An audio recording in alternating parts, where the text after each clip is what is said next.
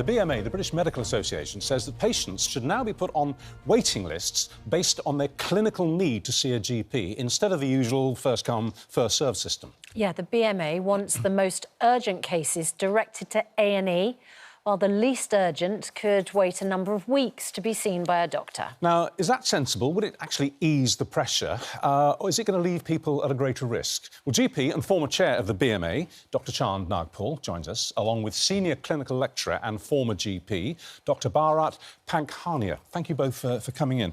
I know, Dr Chand, that you're behind this idea, so let's cut straight to the chase here. On behalf of everybody watching, let's say I wake up in the morning and that lump that I've been ignoring for the last 6 or 7 weeks has got bigger and it's starting to hurt. Or I've got a fever, or I'm feeling dizzy, whatever, I need to see a doctor, I think. How does this new system work? What do I do? Well, I think it's important to say we already have a significant waiting list or a queue to see a GP already, but everyone is in the same queue. Now, NHS England have just said that demand in general practice has gone to record levels exceeding capacity. We are now seeing 35 million, I'll repeat that, 35 million more patients in the year to July 2022 compared to 3 years ago. All right, but tell me, OK, we understand the need to do something. Yeah. No one's so at the moment, now. Well, what do I... Sure. I want to know what happens. Sure. What do I do? Do I go online? Do I call the surgery? What do I do? Sure. So at the moment, everyone is in the same queue. So a patient who may need a diabetic review, and that doesn't have to be done today, is in the same queue as the person like who's yourself, feeling dizzy. Who needs to be seen the same day. Yeah. So what this would really do is be open, transparent, and formalise an arrangement so that those that are most urgent, that need to be seen the same day, are in a separate queue to those who may And how does that process happen? Do I go online? Do I make a phone call? Explain to me how it works. So what in fact, this is already happening in many GP practices.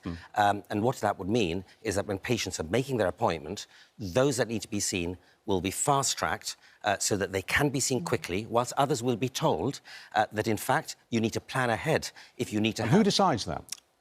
That will be at the point of making the appointment between the patient and the practice. And receptionist. There are a variety of ways. It could be through the receptionist. There are large numbers of patients, might be hard to believe, who actually want to consult online. They will often put forward their reason for wanting to see a GP. They may be in a different queue. So, in fact, I don't think that this is a revolutionary idea. What it actually is actually trying to provide safe care based on clinical need. At the moment, we're not doing that. And patients who don't need to be seen today are actually blocking the ability for other patients to be seen on the same day. So that's what this is about. What would be the problem with that? It's a nightmare calling up at 8 o'clock and the receptionists are overwhelmed with everybody who thinks their problem needs to be seen right now. Why not separate the two groups? The people who are urgent and the people who can wait 2 weeks? So, as my colleague and friend Chand has already said, this is already happening in some way in general practices. But what we are not doing is addressing the big elephant in the room. The big elephant in the room is general practice, primary care is an unhappy place. You need to make it a happier place. When I was a GP, I knew my patients knew me. Maybe we can't go back to that. However, there are GPs who are leaving. There are doctors... Like you. I left a long time ago.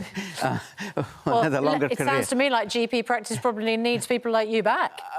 They have made it very difficult to return back. How come? So there are lots of hurdles, and some of them are valid, but there are enormous hurdles. But what I was going to say is stop GPs leaving, make it better. There are tax and pension issues to address.